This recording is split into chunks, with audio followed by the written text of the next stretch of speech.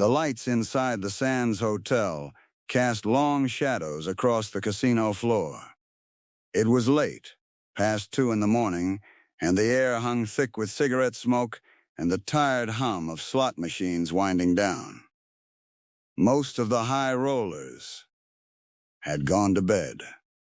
The stage crew had already swept the main showroom, but in a private lounge tucked behind the poker tables, 3 men sat around a low table covered in half-empty glasses and ash. Frank Sinatra wasn't performing that night. He was just there, unwinding, the way he always did when the adrenaline from a show wouldn't let him sleep. Across from him sat a man named Johnny Roselli, a name that meant something in certain circles. And next to Roselli was a younger man, thin, nervous, someone Frank had known since they were kids running errands in Hoboken. His name was Tommy Borello. Frank called him Bird. Everyone did. Bird had been around forever. He'd carried Frank's sheet music when they were teenagers. He'd driven him to gigs in Jersey when no one else would touch him. When Frank made it big, really big, Bird came along. Not as an employee, not exactly. More like family. He knew Frank's moods. He knew when to talk and when to disappear. He knew which reporters to charm and which ones to stonewall. Frank trusted him the way you trust someone who saw you before the world did. But tonight, Bird wasn't talking much. He kept glancing at his watch. His leg bounced under the table. Frank noticed, but he didn't say anything. Roselli noticed too, and he shot Bird a look, slow and deliberate, the kind of look that carried weight in rooms like this. Outside, the desert cold pressed against the glass. Lake Tahoe shimmered somewhere in the distance, black and silent under a sliver of moon. The mountains held their breath. Inside, someone poured another round. 2 days earlier, Bird had sat in a different room. This one smaller, dirtier, tucked into a motel off the highway between Reno and Carson City. The man across from him wore a cheap suit and smelled like aftershave and sweat. His name didn't matter.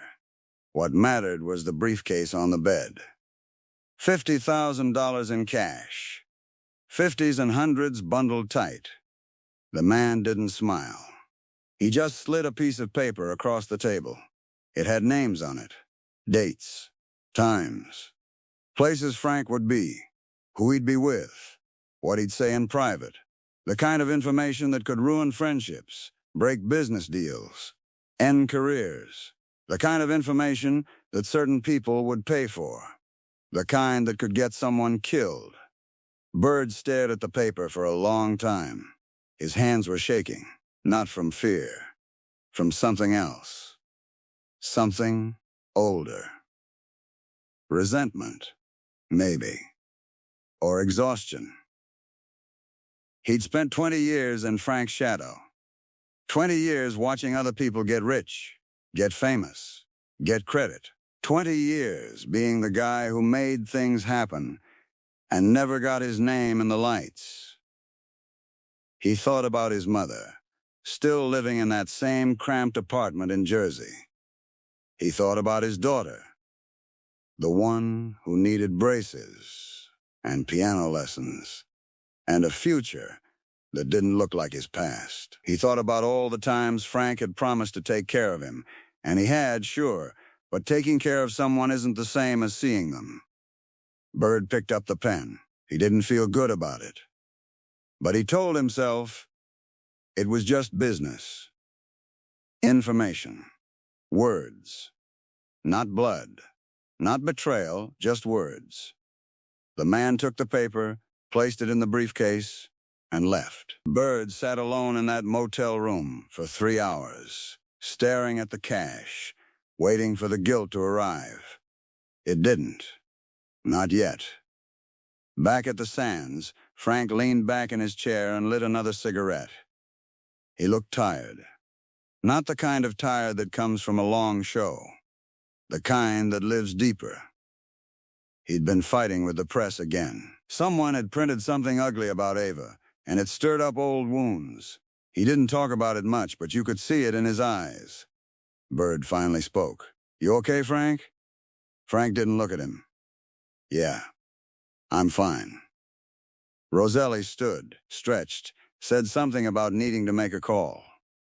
He left the room, and for a moment, it was just the two of them. The way it used to be. Bird wanted to say something. He wanted to tell Frank what he'd done, or maybe take it back, or maybe just explain that he was tired of being invisible. But the words didn't come. They never do when you need them most. Frank stubbed out his cigarette. You've been jumpy all night. Just tired. You sure? Bird nodded. Yeah, I'm sure. Frank didn't push. That was one of the things Bird had always loved about him. Frank didn't pry. He trusted you until you gave him a reason not to. The next morning, Frank got a call. It came from someone he didn't know, a voice low and calm. The kind of voice that doesn't waste words. The voice told him that someone close to him had been talking, sharing things, selling things. The voice didn't say who, it didn't have to. Frank hung up and sat very still. He didn't yell, he didn't throw anything.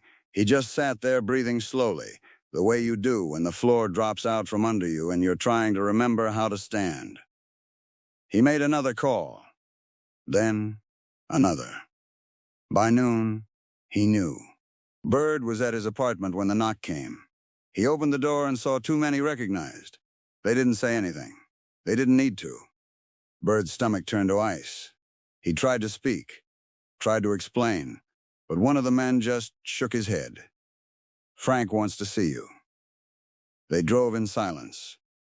The highway stretched out flat and empty, and Bird watched the desert blur past, his mind racing, his mouth dry. He thought about running. He thought about begging. He thought about his daughter, and whether she'd understand, or whether she'd just remember him as the man who disappeared. They pulled up to a house on the edge of town, isolated, quiet. Frank was inside, standing by the window, looking out at nothing. Bird stepped in. The door closed behind him. For a long time, neither of them spoke. The silence was so thick it pressed against your chest. Finally, Frank turned. His face was calm. Too calm. The kind of calm that comes after rage, after grief, after the decision's already been made. You took 50 grand, Frank said. Not a question. Bird opened his mouth. Closed it. Opened it again. Frank, don't. Bird's throat tightened. I needed it. You don't understand. I don't understand. Frank's voice was quiet, but it cut. I gave you everything. I brought you in. I made sure you were taken care of. And you sold me out for 50 grand. It wasn't like that. Then what was it like, Bird? Tell me. Bird looked at the floor. He wanted to say he was tired, that he was invisible, that he'd spent 2 decades being the man behind the man, and never once got to feel like he mattered. But saying it out loud made it sound small, pathetic. I didn't think it would hurt you, Bird whispered. Frank laughed, but there was no humor in it. You didn't think. He turned back to the window. Outside, the desert stretched forever, indifferent. You could have asked me, Frank said, quieter now. If you needed money, you could have asked. If you were unhappy, you could have told me. But you didn't. You went behind my back. You made me look like a fool. Bird's eyes burned. I'm sorry. Frank didn't respond. He just stood there, still as stone, and Bird realized with a sinking hollow terror that sorry wasn't enough. It would never be enough. One of the men stepped forward. Frank didn't turn around. He didn't give an order. He didn't have to. Bird was driven north toward the lake. The water was black and cold, deep enough to swallow anything. He didn't fight. He didn't scream. He just sat in the back seat, numb, watching the trees pass, thinking about his daughter's face, the way she'd smiled the last time he saw her. They found him 2 days later, floating near the eastern shore, bloated and pale, his pockets full of stones. The coroner ruled it a suicide. The newspapers printed it without question. No one asked why a man would drive all the way to Lake Tahoe to drown himself. No one looked too closely. Frank didn't attend the funeral.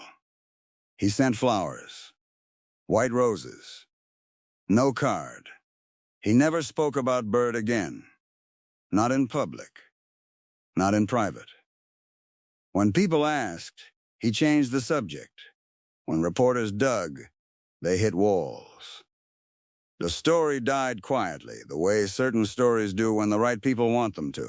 But late at night, in hotel rooms across the country, after the shows ended and the crowds went home, Frank would sit alone with a glass of bourbon and think about a kid from Hoboken who used to carry his sheet music. A kid who believed in him before anyone else did.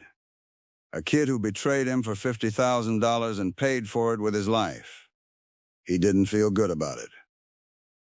But he didn't feel guilty either. In Frank's world, loyalty wasn't a suggestion. It was the only currency that mattered. And once you spent it, you didn't get it back. The lake kept its secrets. The desert swallowed the noise.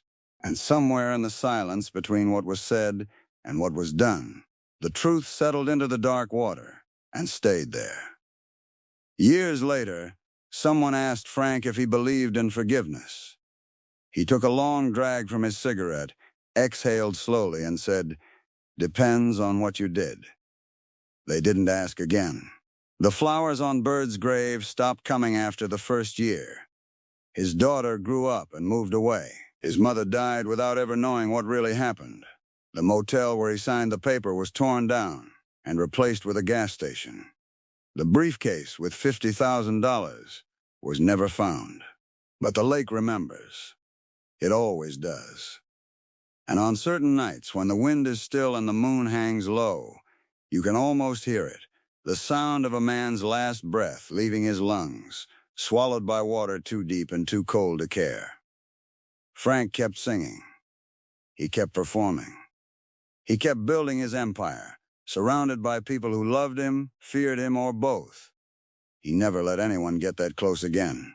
Not the way Bird had been close. He learned something that night in the desert, something he carried with him until the day he died. Trust is a gift, and once it's broken, no amount of money, no amount of apology, no amount of time can put it back together. Bird learned it too. But by then, it was too late. The water doesn't forgive. It doesn't judge. It just holds what it's given and keeps it cold and still forever. And that's where the story ends. Not with a lesson. Not with a moral. Just with the lake. And the silence. And the weight of a choice that couldn't be undone.